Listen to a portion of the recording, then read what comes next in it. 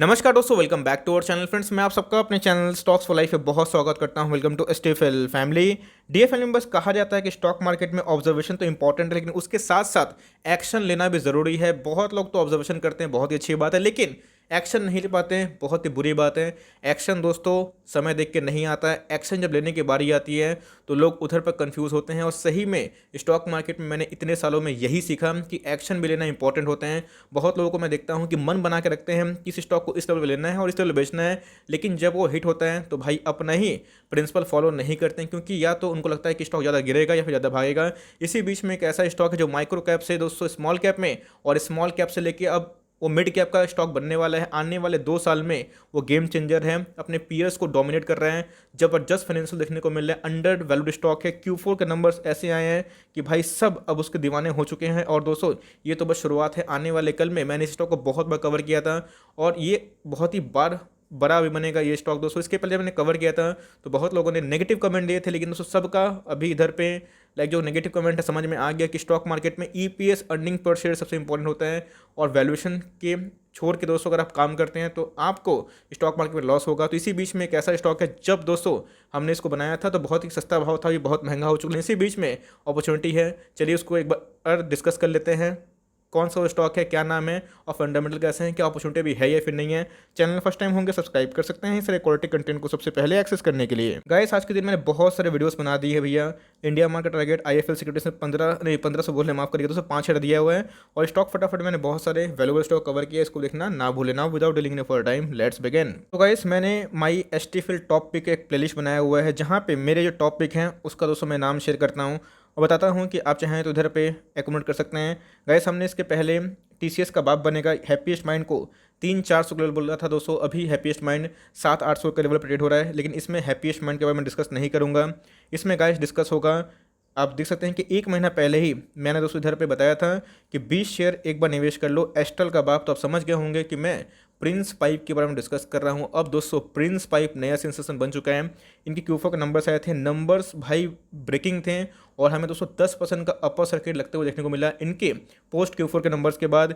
लेकिन दोस्तों इसके बावजूद भी वैल्यूएशन हाई देखने को नहीं मिल रहे हैं, चौंकाने वाली बात है। और इनके जो पीयर्स हैं जिनका क्वार्टरली जो प्रॉफिट है, मैं एस्ट्रल की बात बोल रहा हूँ, 125 करोड़ के आसपास है, इनका दोस्तों 97 करोड़ के आसपास देखने को मिला।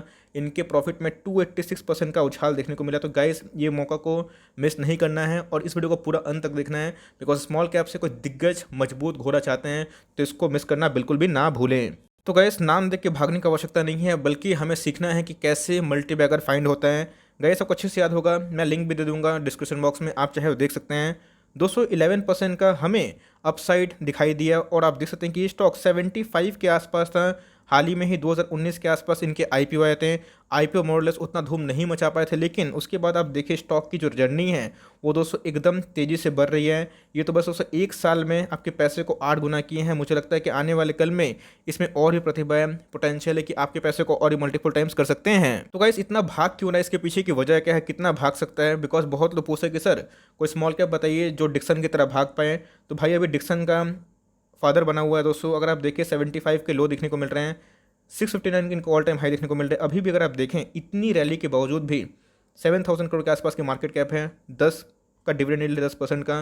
अगर आप देखें फेस वैल्यू दोस्तों हमें 10 के लगभग देखने को मिलता है। अगर आप देखें इतनी रनअप के बाद, इतनी रैली के बाद इसका दोस्तों पी अभी भी अपने इंडस्ट्री पी से आधा है। तो आप समझ सकते हैं कि इनकी जो वैल्यूएशन है अभी भी अंडर वैल्यूएशन पर देखने को मिल रहे हैं। अब एक बार देखते हैं कि इनके प्रॉफिट में क्या अब देखने को मिल रहे हैं, रेवेन्यू कैसे हैं, बॉटम लाइन कैसे हैं, टॉप लाइन कैसे हैं।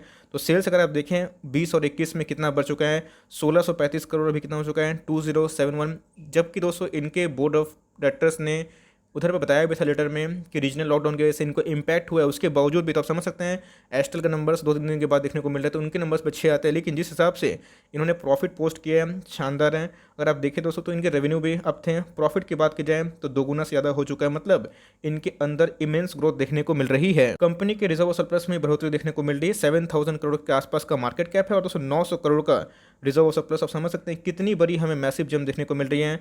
और अगर आप मार्केट कैप से कंपेयर करें तो हमें ह्यूज रिजर्व सरप्लस देखने को मिल रहा है, जो पहले 700 करोड़ के आसपास थे अभी 930 करोड़ के आसपास देखने को मिल रहे हैं। गाइस एकदम अगर आप बेसिक ईपीएस से चेक करें तो पहले इनके अर्निंग पर शेयर इतने थे और देखिए दोस्तों, इनका जो इतना तेज रैली आया वो क्यों आया मैं बता दूं। प्राइस टू अर्निंग के बारे में आप जानते हैं, तो प्राइस ऊपर होता है, अर्निंग नीचे होता है। तो अगर अर्निंग बढ़ेंगे तो प्राइस उसके अगेंस्ट में नहीं बढ़ेंगे तो अंडर वैल्यूएशन हो जाएगा, और प्राइस बढ़ेंगे अर्निंग बढ़ेंगे तो सही है। तो अगर जो तेज़ी से आपको अगर लगता है कि क्रैश होगा, नहीं दोस्तों, बिकॉज इनके ईपीएस भी बढ़े हैं। अगर आप देखें तो इनके ईपीएस 20 से 21 हो चुके हैं, ऑल दो रनअप आ चुका है, लेकिन इस प्राइस में पूरा फैक्टर इन हो जाएगा। और अभी भी आप देख सकते हैं कि इंडस्ट्री पी से जहाँ पे एस्ट्रल दोस्तों डबल पी पे ट्रेड कर रहे हैं, ये आपको इंडस्ट्री पी के आधे भाव पे मिल रहा है। और एक बार इनका दोस्तों आरओई देखना बनता है, 21 की इनके आरओई देखने को मिलते हैं, टर्न ऑन इक्विटी। आरओसी की बात की जाए 29 के लगभग, करंट रेशियो में काफ़ी इंप्रूवमेंट हुई। और आप देख सकते हैं कि डेट के फ्रंट में 0.29 के आसपास था, अभी 221 में 0.08 के लगभग देखने को मिल रही है। कंपनी का जो CAGR सेल्स ग्रोथ है वो 16 के आसपास है। प्रॉफिट की बात की जाए तो 44% CAGR ग्रोथ से बढ़ रहे हैं। 2021 दोस्तों इनका गेम चेंजर ईयर में बन के निकलता हुआ देखने को मिल रहा है। कंसिस्टेंट हमें अपर लाइन बॉटम लाइन की बात की जाए, आप देख सकते हैं कि इनके जो EPS है, इनके जो प्रॉफिट हैं वो कितने तेजी से बढ़ रहे हैं। और दोस्तों हमें 4 साल में ही ये 3 गुना होते हुए देखने को मिल रहे हैं। तो गैस हाल ही में लिस्टिंग हुई तो कोई पुरानी कंपनी नहीं है, तो क्या बबल है? नहीं दोस्तों, बबल नहीं है। ये मैं बोलूँगा कि एक पिक है जो लोग पिक करना स्टार्ट कर रहे हैं।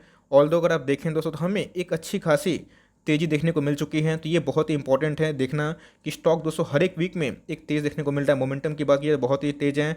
RSI की बात की जाए तो जी हाँ दोस्तों, हमें मंथली चार्ट पे काफ़ी ओवरबॉट देखने को मिल रहे हैं। मनी फ्लो इंडेक्स की बात की जाए तो 82 के आसपास देखने को मिल रही है। तो गाइस ऑल टाइम हाई के आसपास हैं, तो करेक्शन एकदम होना तय है, आज नहीं तो कल।